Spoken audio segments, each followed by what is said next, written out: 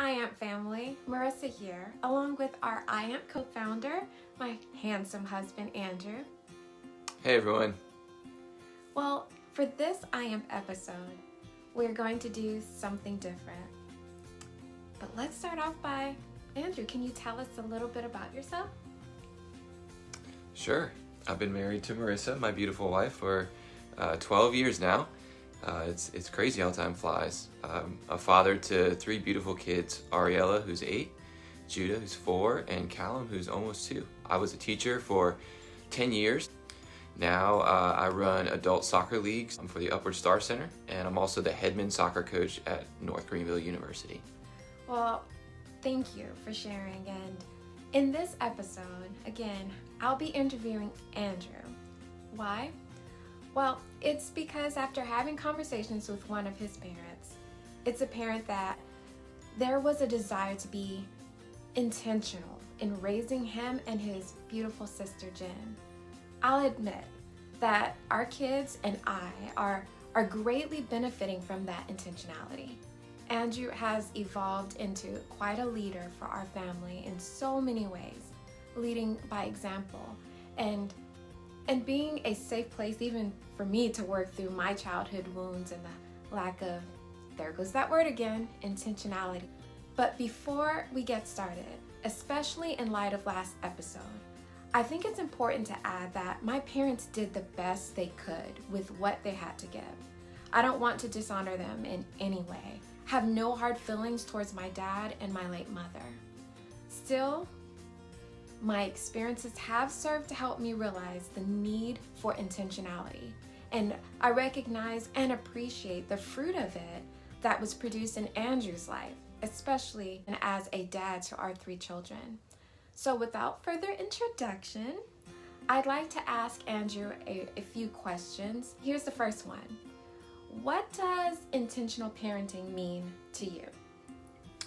Yeah, that's a great question. I think the biggest thing is being purposeful and knowing that things aren't going to happen by accident. You know, the legacy that you leave and the impressions that you instill in your kids aren't going to happen, you know, just because you want them to, or you have the desire for them to. You've got to put them into action. So I think being intentional parenting is, you know, making sure you have a plan of what you want to do with your kids and where you want to see them go. Well, the next question I have is, in what ways were your parents intentional in instilling or releasing good into your life? Yeah, my parents did a lot of things to model, you know, what a safe home is, what, you know, a good parent is, and what it means to love your kids well. My parents were very supportive. I'd say that's one of the first words that comes to mind for me is they were always in my corner, you know, whether it was in my sports career, whether it was in my schooling, my education, and even now as a dad, as a coach, and all the things I have, I still feel that from them. I still see their involvement. I see how, you know, they've come to my games still, even now as a 37-year-old coach, they're still out there on the sidelines rooting on and cheering on the team and the guys that I coach.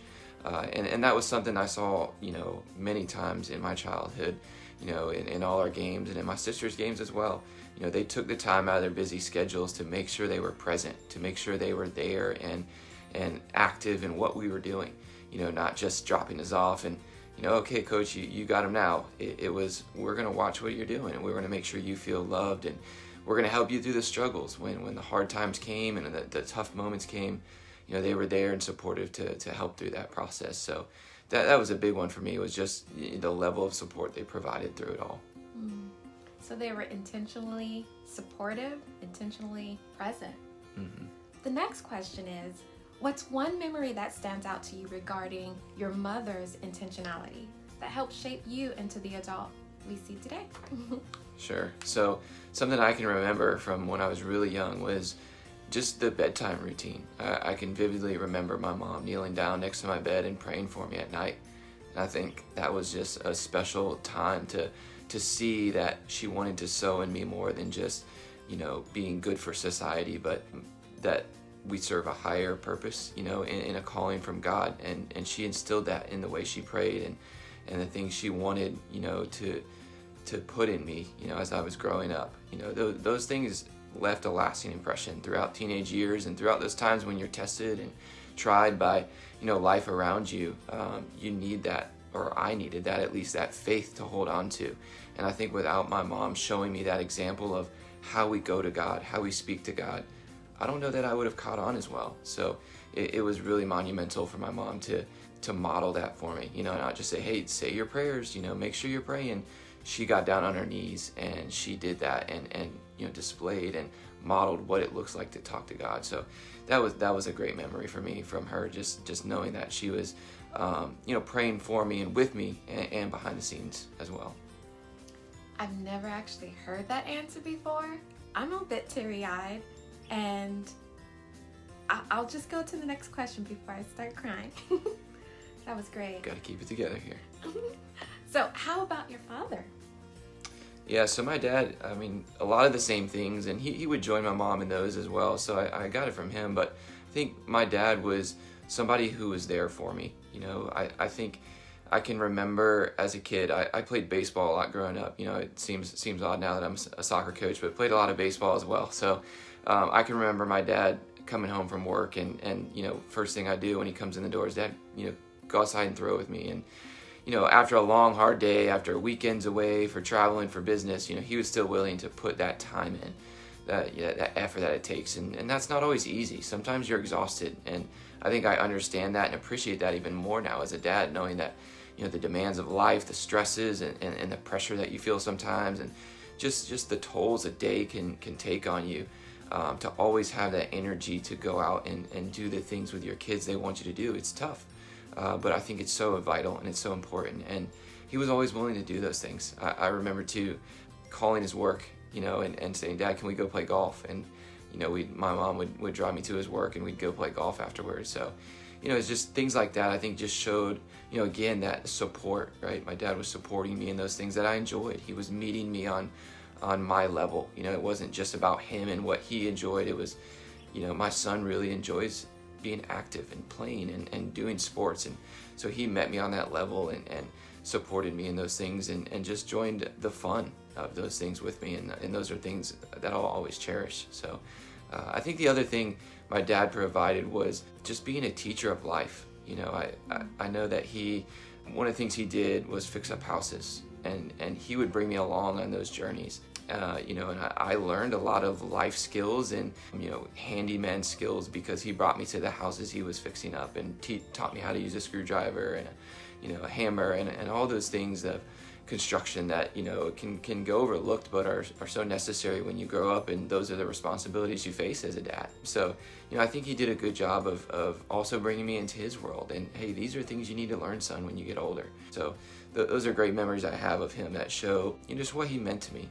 And what he wanted to instill in me to make me a better man and one day a good father. Wow. Well, on that note, what are some things that you've gleaned from their parenting that you desire to help shape your intentionality in raising our children? Yeah, I think that one is really big. I think of a moment recently where middle son Judah was with me, and I was trying to help my parents out and build. It was a piece of furniture, and I was just trying to go up kind of by myself and knock it out without saying anything, get it done. And Judah was with me, and he came up and he wanted to help. And as some of you might know, sometimes when a kid wants to help, it doesn't always provide help. Sometimes it can make the process longer, it can be more frustrating. But I think it was a moment for me to recognize, hey, this is more than just about me right now and wanting to get this done. It's an opportunity for me to spend time with my son. It's an opportunity for me to model hard work and fixing things, which is, like I said about my dad, it's meeting my son on his level, because it's something that Marissa and I have seen in him is he's a fixer. He likes to do things. He loves to cut the grass with his pretend mower and use his pretend tools. And so the opportunity to invest in him and show him how to handle a screwdriver or a drill and put that nail in or whatever it required for the furniture, even though it may have delayed the process or slowed it down a few minutes, the lifelong investment is far worth it. Wow, that's true about Judah. He's definitely a fixer, a helper, all of that. He'll be a great dad one day. Well, the next question is, in light of this weekend's Father's Day and the reality that we have an epidemic, if you will, of fatherlessness in many homes that impact people, young people, and even into their adulthood. You saw that even firsthand as a teacher in the inner city at Lincoln Middle School. What would you say is the importance of having a father figure in the home? Yeah, I think there's certain roles that a dad just does well. Not to say that moms can't fill in when they have to or need to or are called on to, but there's certain roles in a family that a dad, and I think that God has given dads to do in the family, and being a protector, being a provider, being someone who is that solid foundation for the family and that person who can provide stability. I think God has designed men in those specific ways to be there. And so when that's not present in the home, and the mom is expected to be the nurturer and also be the provider and be the protector and serve all of these roles alone. Yeah, it's tough to handle that, and a lot of times you see that affect long term in both in all children, but especially in sons. When they don't have that dad to see that modeled, it leads to a lot of issues. And I saw that as a teacher, the cry for attention from males, because their dad wasn't in the picture, and it can lead to a lot of, behaviors that probably wouldn't be there if they had a dad to, provide a better example growing up, and also to help, instill a level of discipline in their kid and point them in the right direction. So, I just believe that God has designed the family to have, the mom and the dad to be a picture of love and affection for each other, and ultimately just a picture of how God loves us. God is a good father, and so in some ways, not having a physical father for a son in here on earth, it's hard for them to grasp what a heavenly father is like. And so I think in some ways dads are an extension, or can be an extension of God's love, and it's a way for kids to grasp, hey, this is what God's love looks like. See how my dad loves me? This is a way that God loves me. And so I think it's important for fathers to be in the picture, to model all those things. Mm-hmm. And I'll piggyback on that. That was one of the things I mentioned in last episode about how my capacity to receive Father's love was in some ways hindered because of my experience growing up. We're nearing the end of this interview, but one of the last questions is, what is your message of encouragement to IAMP fathers and mothers in their intentional parenting journey? Yeah, that's a great question. I think that, one of the things you need to do is make sure that you have a plan of what you want to do with your kid. What do you want to see in them? What are values that you want to make sure they catch on to?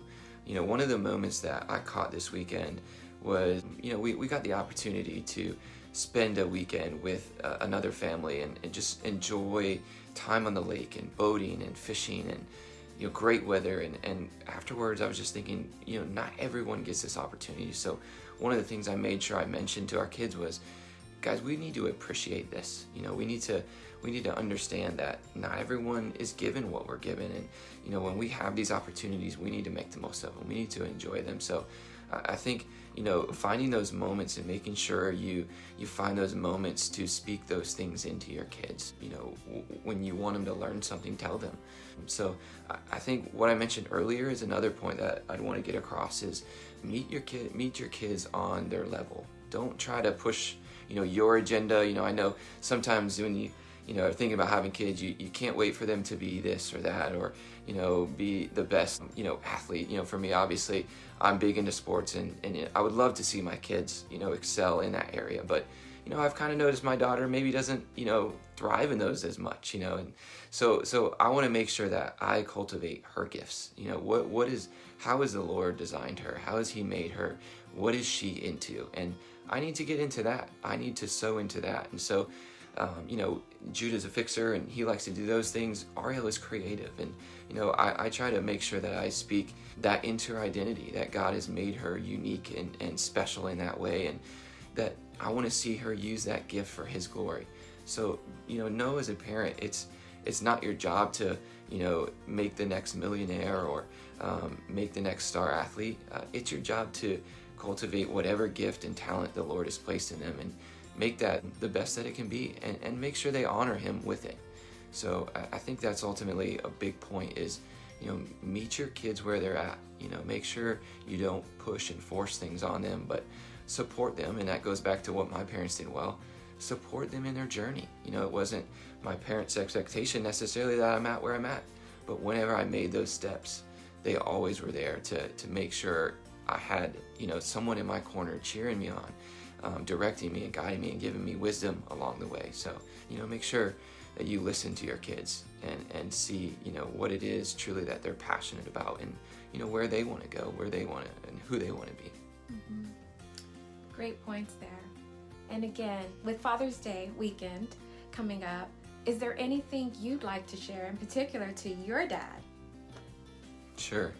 Yeah, Dad, I just want to thank you for being just so consistent. You showed me an example of someone who, day after day modeled what Jesus looks like, in being humble, being, someone who cares for their family and is generous. I think that's one of the things I did earlier that probably I would have liked to mention even more about is just the generosity of my family and the way that, yes, the Lord's blessed them in so many ways, but they've also given back in so many ways. And I think, that's a picture of who God is. He's a God who wants to provide for his kids. And I think, Dad, you've done that for me. You've shown that, it's better, as I said, it's better to give than to receive. And I think as you've received, you've always given and given and given. So I just want you to know that I'm thankful for that.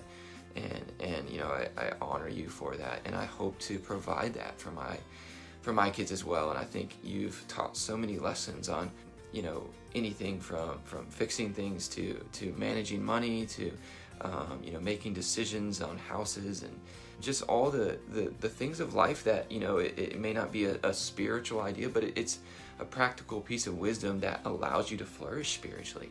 When you can manage those things, you're able to manage what God gives you and steward it well for your family, because ultimately that's what God's called us to do, is steward what he's given us for him and his glory. And so I just thank you for showing me that example. I thank you for showing me consistent love and support and just being there for me through the ups and downs. So I love you, and happy Father's Day to you. Happy Father's Day to all I Am dads and dads everywhere. And I really appreciate you as a father, Andrew. Happy Father's Day to you. Oh, thank you. Well, signing off this episode of I Am, I hope you were encouraged. I hope all that Andrew shared, you could glean something practical to invest intentionally into your own children.